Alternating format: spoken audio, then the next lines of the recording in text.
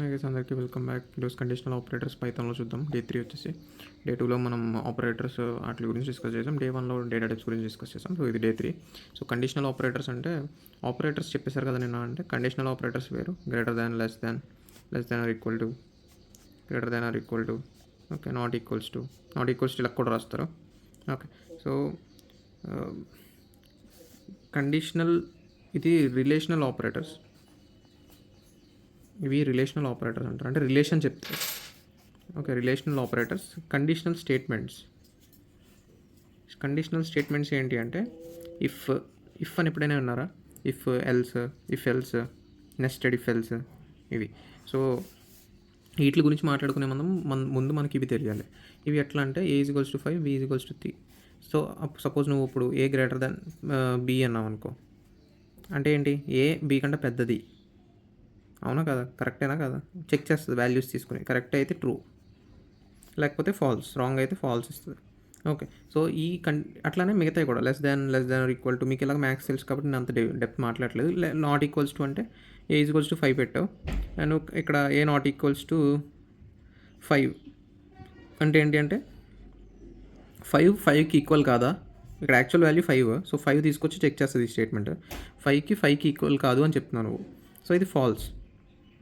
Okay, so ఇవి ఎక్కడ వాడతారు అంటే ఇఫ్ స్టేట్మెంట్స్లో వాడతారు అనమాట. ఇఫ్ ఏంటి అంటే ఇప్పుడు నువ్వు మామూలుగా లాజిక్ రాస్తున్నావు. ఓకే, సో నీ కోడ్ ఇట్లా ఉంది. ఇక్కడ స్టార్ట్ అవుతుంది, ఫ్లో చార్ట్ లాగా గీద్దాం.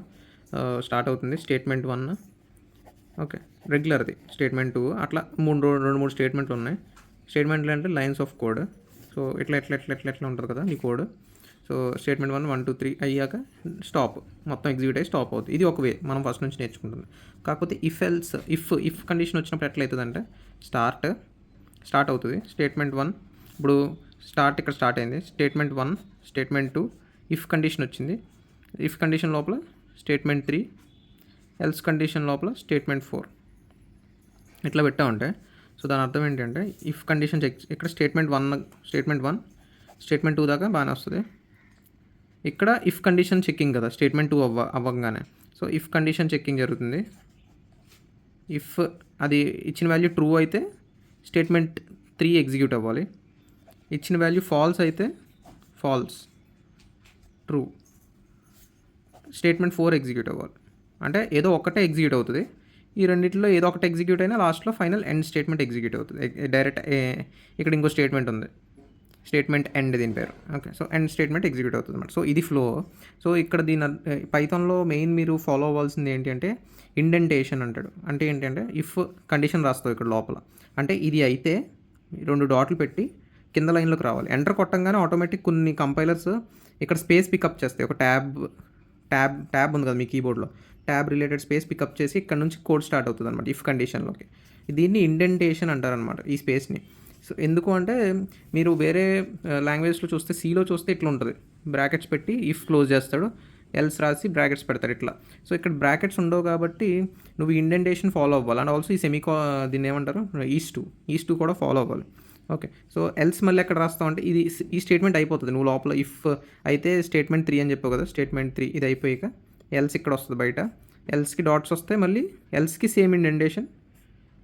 ఓకే, ఇవన్నీ ఒకటే స్పేస్, కరెక్ట్ స్పేస్లో ఉంటాయి అనమాట. అది ఇక్కడ 4 స్పేస్ ఇచ్చామంటే ఇక్కడ 4 స్పేస్ ఇవ్వాలి. అది అట్లా లెక్క అనమాట if else statement 4. Okay, so దాని అర్థం ఏంటంటే ఒక ఎగ్జాంపుల్తో చూద్దాం ఇఫ్ ఎల్స్ ఎట్లా వర్క్ అవుతుంది అన్నది. So A = 5, B = 4. లేకపోతే మనం రెగ్యులర్ ఎగ్జాంపుల్ తీసుకుందాం.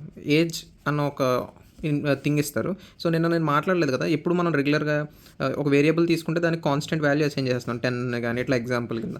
కాకపోతే మనం కీబోర్డ్ నుంచి ఇన్పుట్ తీసుకోవచ్చు. అంటే యూజర్ ఎప్పుడైతే కోడ్ని ఈ రన్ బటన్ యూస్ చేసి రన్ చేస్తాడో అప్పుడు అవుట్పుట్ విండోలో please enter your age, so that దాని బేసిస్ మీద క్యాలిక్యులేషన్ చేస్తాను మొత్తం ఈ కోడ్ అంతా అని. దానికి ఎలా తీసుకుంటారంటే ఇక్కడ మీరు ఇన్పుట్ అనే ఫంక్షన్ వాడచ్చు పైథాన్లో.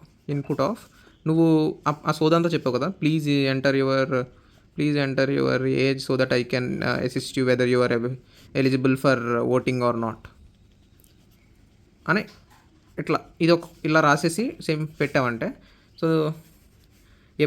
కోడ్ ఫస్ట్ లైన్ ఇది. ఓకే, సో రన్ చేయంగానే ఈ లైన్ ఎగ్జిక్యూట్ అవుతుంది కాబట్టి నీకు అక్కడ అవుట్పుట్ విండో వెలుగుతూ ఉంటుంది. ఓకే, ఈ మెసేజ్ వచ్చి ఏజ్ ఎవరా అని చెప్తూ ఉంటుంది నీకు. సో నువ్వు ఏజ్ నొక్కగానే అది స్ట్రింగ్ వాల్యూ కింద తీసుకుంటుంది అనమాట. ఓకే, సో నువ్వు ఏజ్ 15 అని కొట్టావు అనుకో, నీ ఏజ్ ఇట్లా తీసుకుంటుంది అది. ఓకే, ఈ ఏజ్ అన్న వేరియబుల్లోకి 15 అని వెళ్తుంది. ఇప్పుడు నువ్వు ఈ ఏజ్ అన్న వేరియబుల్ని ఏం చేయొచ్చు, ఇఫ్ కండిషన్లో పెట్టి కింద ఇది బయటికి లాగండి. నేను కోడ్ కంటిన్యూ చేస్తున్నాను. ఫస్ట్ స్టెప్ ఇది, సెకండ్ స్టెప్ ఇది, కోడ్లో సెకండ్ లైన్ ఇది. If age greater than or equal to 18 ఇది ఇష్టు పెట్టి ఇండెంటేషన్ మెయింటైన్ చేసి print eligible for voting string. Okay, ఇప్పుడు ఈ ఏజ్ ఎంత ఉంటుంది, మనం ఇలా రాస్తే 15 స్ట్రింగ్ ఉంటుంది. ఇది 18 అన్నది ఏంటి మనకి ఇంటీజర్. సో ఇంటీజర్ని స్ట్రింగ్ని కంపేర్ చేయలేం కాబట్టి దీన్ని నువ్వు ఇంటీజర్కి మార్చచ్చా టైప్ కాస్టింగ్ చేసి, ఈ 15ని ఇంటీజర్కి మార్చచ్చా టైప్ కాస్టింగ్ చేసి. నేను మాట్లాడాను టైప్ కాస్టింగ్ అంటే ఏంటో. ఒక ఒక డేటా టైప్ని ఇంకో డేటా టైప్కి కన్వర్షన్ చేయడమే టైప్ కాస్టింగ్. టైప్ని కాస్ట్ చేయడం వేరే దానికి. సో ఈ 15ని ఆఫ్ ఇంట్ అని రాస్తే సరిపోద్దా, ఇంటీజర్కి మారిపోయినట్టే కదా టైప్ కాస్టింగ్. సో ఈ 15కి రాసే బదులు నేను ఇక్కడ రాస్తాను మొత్తం ఇంట్ ఆఫ్ ఇంట్ ఏజ్ ఈజ్ ఈక్వల్స్ టు ఇంట్ ఆఫ్ ఇన్పుట్ ఆఫ్ నీ మెసేజ్ రాస్తే 15 అన్నది నువ్వు స్ట్రింగ్ లాగా తీసుకున్నాక వెంటనే అక్కడే 15 అన్నది ఒక ఇంటీజర్కి కన్వర్ట్ చేసి ఏజ్ అన్న వేరియబుల్లో స్టోర్ చేస్తుంది. సో ఇక్కడ second line if age greater than or equal to 18 అయితే వాడు ఎలిజిబుల్ ఫర్ ఓటింగ్, లేకపోతే print not eligible for voting. Okay, so ఇది కోడ్ అనమాట. సో ఇది ఎగ్జిక్యూట్ చేసినప్పుడు 15 తీసుకున్నామంటే 15 18 కంటే తక్కువ కాబట్టి నాట్ ఎలిజిబుల్ వస్తుంది. అదే 18 ఇచ్చామంటే నెక్స్ట్ టైం రన్ చేయి, సేమ్ కోడ్ రన్ చేయి, నువ్వు పైన మార్చక్కర్లేదు వేరియబుల్. ఇన్పుట్ ఎప్పుడైతే ఇది రన్ చేస్తున్నావో అప్పుడే నేను ఇన్పుట్ అడుగుతుంది. ప్రతిసారి నువ్వు రన్ చేసిన ప్రతిసారి కొత్తగా ఇన్పుట్ అడుగుతుంది ఈ ఇన్పుట్ కమాండ్ వల్ల. ఓకే, సో ఈసారి 18 ఇచ్చావు అనుకో, 18 greater than or equal to 18 సరిపోయింది కాబట్టి eligible for voting. Okay, so ఇది ఇఫ్ ఎల్స్ అనమాట. సో నెస్టెడ్ ఇఫ్ ఫస్ట్ ఇది చూద్దాం. సో ఇఫ్ కండిషన్ ఇట్లా రాసావు. ఓకే, మొత్తం కండిషన్స్ ఏం రాయట్లేదు నేను. ఇఫ్ రాసావు, నెక్స్ట్ ఇంకో ఇఫ్ రాసావు, నెక్స్ట్ ఎల్స్ రాసావు. ఇలా కూడా రాయొచ్చు. ఎల్స్కి కండిషన్ ఉండదు, అంటే నువ్వు కండిషన్ మెన్షన్ చేయలేవు. అంటే ఇప్పుడు ఇక్కడ ఒక కండిషన్ రాసావు, సపోజ్ శాలరీ గ్రేటర్ దాన్ 100 అని. ఇక్కడ శాలరీ గ్రేటర్ దాన్ 200 అని రాసావు. ఓకే, సో దాని అర్థం ఏంటి అంటే శాలరీ గ్రేటర్ దాన్ 200 అయితే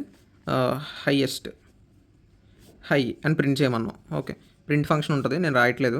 ఓకే, లోపల ఇండెంటేషన్ మెయింటెనెన్స్ కరెక్ట్గా ఉంటుంది ఇప్పుడు. ఓకే, ఎల్స్ లో అన్నట్టు ఏదో. ఓకే, సో శాలరీ నువ్వు 250 పెట్టావు, నువ్వు శాలరీ 250 ఇచ్చావు ఫస్ట్ స్టెప్లో. సో ఇక్కడికి వచ్చాక శాలరీ గ్రేటర్ దాన్ 100 కరెక్టా? కరెక్టే. సో హై ప్రింట్ అయిపోతుంది. మళ్ళీ నువ్వు ఇఫ్ పెట్టావు కాబట్టి శాలరీ గ్రేటర్ దాన్ 200 ఇది కూడా చెక్ చేస్తుంది, ఈ కండిషన్ కూడా. ఓకే, అంటే 200 కంటే ఎక్కువ కరెక్టే. సో హై ప్రింట్ అవుద్ది, హైయెస్ట్ ప్రింట్ అవుద్ది. తర్వాత ఎల్స్ అంటే ఇది కాకపోతే ఎల్స్లోకి వెళ్తుంది. ఓకే, ఇది అయిపోయింది కదా, అందుకే ఇంకా ఎల్స్లోకి వెళ్తుంది. సో ఇది స్కిప్ అవుతుంది. సో ఈ రెండు ప్రింట్ అవుద్ది. అరే నాకు రెండు కాదు కదా ప్రింట్ అవ్వాల్సింది, ఒకటే ప్రింట్ అవ్వాలి అంటే ఇఫ్ రాసావా, ఇఫ్ శాల్ గ్రేటర్ దాన్ 100 ఇది ఒకటి రాసావు, ప్రింట్ నీ హై. అంటే ఇది ఎగ్జాంపుల్ అంతా మీకు సూటబుల్గా ఉండకపోవచ్చు, 250 ఎట్లా తీసుకోవడం, 2 సార్లు 100 to 200 పెట్టడం ఇది ఉండకపోవచ్చు. బట్ కాన్సెప్ట్ అర్థం చేసుకోండి. ఇఫ్కి ఎల్స్ ఇఫ్కి ఇప్పుడు నేను ఇక్కడ ఎల్స్ రాశాను, ఎల్స్ స్పేస్ ఇఫ్ రాయొచ్చు. ఓకే, అంటే ఇది అవ్వలేదు అంటేనే ఇందులోకి వెళ్ళు అని, ఎల్స్ ఉంది అంటే అర్థమైందా? ఇక్కడ ఇఫ్ తర్వాత ఇఫ్ ఉంది అంటే ఇది అయినా అవ్వకపోయినా ఈ కండిషన్ కూడా నెక్స్ట్ చెక్ చేస్తుంది. అంటే ఇందులో కూడా లోపలికి వెళ్తుంది ఎగ్జిక్యూషన్ కోసం, ఇది వెళ్ళాక కూడా. ఇక్కడ ఏమవుద్దంటే ఇందులోకి వెళ్ళాక ఇంకా ఈ ఎల్స్ని చూసి, ఎల్స్ అంటే ఇంకా నెగిటివ్.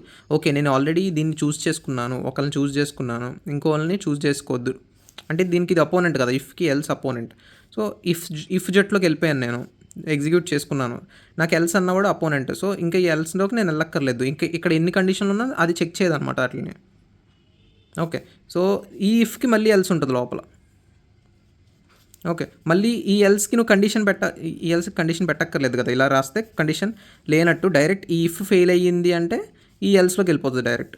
ఓకే, నాకు ఈ ఎల్స్లోకి డైరెక్ట్ వెళ్ళిపోకూడదు, ఇక్కడ కూడా ఒక కండిషన్ చెక్ చేసి వెళ్ళాలి అంటే ఏం చేస్తావు, ఎల్స్ స్పేస్ ఇఫ్ ఆఫ్ అని ఇంకొక కండిషన్ పెడతావు, మళ్ళీ ఈ ఇఫ్కి ఇంకొక ఎల్స్ ఉండొచ్చు, లేకపోతే ఇది ఆప్షనల్, లాస్ట్లో ఎల్స్ అనేది నువ్వు పెట్టచ్చు. ఇక్కడ నేను ఎల్స్ ఇఫ్తో ఆపేస్తానన్నా ఆపేసుకోవచ్చు, నీ ఇష్టం. ఓకే, ఇంత నాకు క్లమ్జీగా ఉంది ఈ ఎల్స్ ఇఫ్ ఇంత, దీన్ని షార్ట్ చేయొచ్చు అనమాట. ఎట్లా అంటే మళ్ళీ అదే రాస్తున్నాను చూడండి, శాలరీ గ్రేటర్ దాన్ 100 అయితే ప్రింట్ హైయెస్ట్. ఎల్స్ ఇఫ్ నేను రాయొచ్చు అంటే ELIF ఎల్ఇఫ్ అని రాయొచ్చు. ఎల్ఇఫ్లో నువ్వు కండిషన్ మెన్షన్ చేసుకో. సో సేమ్ దీన్నే ఇలా షార్ట్ చేస్తున్నాయి, ఈ రెండింటిని కలిపి ఇక్కడ రాస్తాను అనమాట ఎల్ఇఫ్. సేమ్ మళ్ళీ ఇంకో ఎల్ఇఫ్, ఇండెంటేషన్ సేమ్ అక్కర్లేదు ఇక్కడ ఏదైతే ఇండెంటేషన్ ఉందో అది ఇక్కడ వస్తుంది. మళ్ళీ దీనికి ఇది లోపల రావాలి, వీటికైతే ఇట్లా లోపల వస్తుంది చూస్తారా, ఎల్స్ ఈ ఇఫ్కి ఎల్స్, ఈ ఇఫ్కి ఎల్స్ ఇక్కడ లోపల వస్తుంది అంటే ఇంత ఇండెంటేషన్. మళ్ళీ ఈ ఇఫ్కి ఎల్స్ ఇక్కడ వస్తుంది ఒకవేళ ఉంటే, అంటే ఇంత ఇండెంటేషన్. కాకపోతే ఈ ఎల్ఇఫ్ రాస్తున్నప్పుడు ఇఫ్ ఎల్ఇఫ్ ఇంకో ఎల్ఇఫ్ కూడా ఇక్కడే వస్తుంది. అంటే ఇది ఉంది కదా, మనం ఇఫ్ రాసాం ఇక్కడ, ఎల్ఇఫ్ ఇక్కడ రాసాం, ఈ ఎల్ఇఫ్ని కూడా ఇక్కడ రాసేయచ్చు అనమాట. Okay, condition. నీకు కావాలంటే లాస్ట్లో ఉన్న ఎల్స్ పెట్టుకోవచ్చు, లేదా అది ఆప్షనల్. సో ఇది ఇఫ్ అండ్ ఎల్స్ ఇఫ్ అనమాట. సో ఇఫ్లు పెట్టుకుంటూ వెళ్ళావు అనుకో, నువ్వు ఇప్పుడు 10 ఇఫ్లు పెట్టావు అనుకో, సో ఈ 10 ఇఫ్లు పెట్టినప్పుడు అన్నీ చెక్ చేస్తుంది అనమాట. ఓకే, ఫస్ట్ కండిషన్ పాస్ అయినా ఫెయిల్ అయినా సెకండ్ చెక్ చేస్తుంది, పాస్ అయినా ఫెయిల్ అయినా చెక్ చేస్తుంది. అదే ఇఫ్ ఎల్స్ పెట్టావంటే ఇది పాస్ అయిందా చెక్ చేస్తుంది, పాస్ అవ్వకపోయినా నెక్స్ట్ చెక్ చేస్తుంది అనమాట. అంటే ఇక్కడ నుంచి ఇక్కడికి వచ్చినప్పుడు ఇఫే అంటే సేమ్ పార్టీ వీళ్ళిద్దరు, ఇఫ్ అన్నది. సో వీడిని చెక్ చేసినా నేను వీడిని చెక్ చేయబోతున్నాను అని.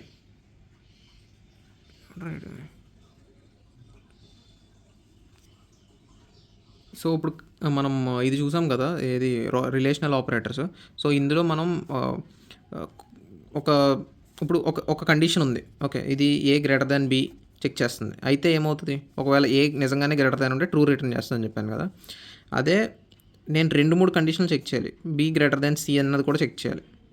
అప్పుడు ఏమవుతుంది, మీరు మధ్యలో ఒక కండిషన్ పెట్టాలన్నమాట. అంటే అండ్ అన్న ఆపరేటర్ వాడాలి. ఓకే, అంటే నీకు ఇది వర్కౌట్ అవ్వాలి, ఇది వర్కౌట్ అవ్వాలి. దీని అర్థం ఏంటంటే మరియు ఓకే, ఆర్ అని ఇంకో ఆపరేటర్ ఉంటుంది. ఓకే, దాని అర్థం ఏంటంటే ఇదైనా ఆర్ ఇదైనా, ఇది కానీ ఏదైనా పర్లే. టేబుల్స్ మీకు ఎట్లా తెలుసు అండ్ ఆర్ ఏంటన్నది. ఇప్పుడు ఫస్ట్ లెఫ్ట్ సైడ్ ట్రూ వచ్చింది, రైట్ సైడ్ ట్రూ వచ్చింది అనుకో, ఆర్కి ఏమవుతుంది అండ్కి ఏమవుతుందో రాస్తున్నాను చూడండి. మీకు ఇది గుర్తుపెట్టేసుకోండి. ఆర్ అయితే ట్రూ, అండ్ అయితే ట్రూ. ఓకే, ఫాల్స్ అయితే ఫాల్స్. ఓకే, ట్రూ ఫాల్స్ అయితే ట్రూ ఫాల్స్ ట్రూ అయితే ట్రూ ఫాల్స్. ఇదనమాట. అంటే ఏంటంటే మరియు అంటే రెండు, ఇది మరియు ఇది రెండు ట్రూ అయితేనే ట్రూ వస్తుంది. ఇది చెప్తున్నాను, ఈ కాలం అండ్ కాలం గురించి చెప్తున్నాను. ఇది తెలిసే ఉంటుంది మీకు అందరికీ, ఎక్కువ డిస్కస్ చేయను. ఇది రెండు ఫాల్స్ అయినాయి కాబట్టి ఫాల్స్. ఇది మరియు ఇది రెండు ట్రూ అవ్వాలి, అప్పుడే ట్రూ, లేకపోతే ఫాల్స్. ఇది రెండు ట్రూ అవ్వాలి, లేకపోతే ఫాల్స్. ఓకే, సరిపోయింది ఈ కాలం మొత్తం, అండ్ కాలం. ఆర్ ఇదైనా ఏదో ఒక ట్రూ అయితే ట్రూ వస్తాను. ఈ రెండింటిని చెక్ చేస్తే ఇక్కడ ట్రూ వచ్చింది, ఈ రెండింటిని చెక్ చేస్తే ఒకటి కూడా ట్రూ లేదు కాబట్టి ఇక్కడ ట్రూ రాలేదు. ఈ రెండింటిని చెక్ చేస్తే ఒక ట్రూ ఉంది కాబట్టి వచ్చేసింది, ఈ రెండింటిని చెక్ చేస్తే ఒక ట్రూ ఉంది కాబట్టి ఇక్కడ ట్రూ వచ్చేసింది. ఓకే, ఇది ఇట్లా గుర్తుపెట్టుకోండి. సో ఈ కండిషన్స్ బేసిస్ మీద, సో ఒక కండిషన్ ఏంటంటే A = 5, B = 4, C = 3 ఇట్లా రాసావు. ఓకే, సో నువ్వు ఇఫ్ A < B, ఓకే నేను చెప్పిన పారాన్సిస్ ఎప్పుడు ఫాలో అవ్వండి, అండ్ B < C అయితే నాకు ఇది చెయ్యి, ఏది ప్రింట్ C ఈజ్ హైయెస్ట్, అంతే కదా దాని అర్థం. కాకపోతే ఎల్స్ ఇంకోటి ఏదో సంథింగ్ నాట్ హైయెస్ట్ ఇట్లా. ఓకే, సో ఇప్పుడు చెక్ చేస్తుంది A < B అంటే B పెద్దదా కాదు, ఇక్కడే పోయింది. సో ఫాల్స్ వచ్చింది ఇక్కడ. ఒక ఫాల్స్ వచ్చింది అంటే అండ పెట్టినప్పుడు ఇంకా ఆటోమేటిక్గా ఏమవుద్ది, అండ పెట్టినప్పుడు ఒక ఫాల్స్ వచ్చినా సరే డైరెక్ట్ ఏమవుతుంది, అవుట్పుట్ ఫాల్సే అవుతుంది, అవునా. సో ఇంక ఇది ఈ కండిషన్ చెక్ చేయదన్నమాట. Okay, so direct false return అయిపోతుంది. అదే అండ పెట్టినప్పుడు ఇక్కడ ట్రూ వస్తుంది అనుకో, ఒకవేళ బై ఛాన్స్ ఇప్పుడు ఇది వాల్యూ మార్చేద్దాం, B పెద్దది కదా, సో 2 పెట్టు. ఇది ట్రూ వచ్చిందంటే అండ పెట్టావు కాబట్టి ఇది కూడా చెక్ చేస్తుంది వచ్చి, ఓకే ఇది ట్రూ అయిందా లేదా అని. ఇప్పుడు యాక్చువల్లీ ఇది ట్రూ అయిందా, 4 < 3 కాదు కదా, ఫాల్స్. సో రెండు చెక్ చేసుకుంటుంది, ట్రూ అండ్ ఫాల్స్ ఏంటి ఫాల్స్. సో ఈ ఇఫ్ లోపలికి వెళ్దాం అనమాట, ఇదంతా ఫాల్స్ అయిపోయింది కాబట్టి ఇఫ్ లోపలికి వెళ్ళకుండా డైరెక్ట్ ఇంకా దీనికి ఆపోజిట్ ఎవరు, ఎల్స్. సో ఎల్స్ లోపలికి వెళ్తుంది, నాట్ అని చూపిస్తుంది అనమాట.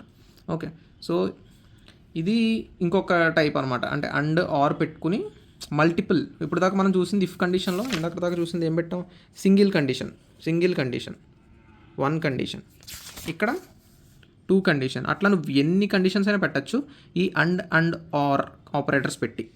ఓకే, నెక్స్ట్ ఇంకోటి ఏంటంటే నాట్ ఆఫ్ ట్రూ.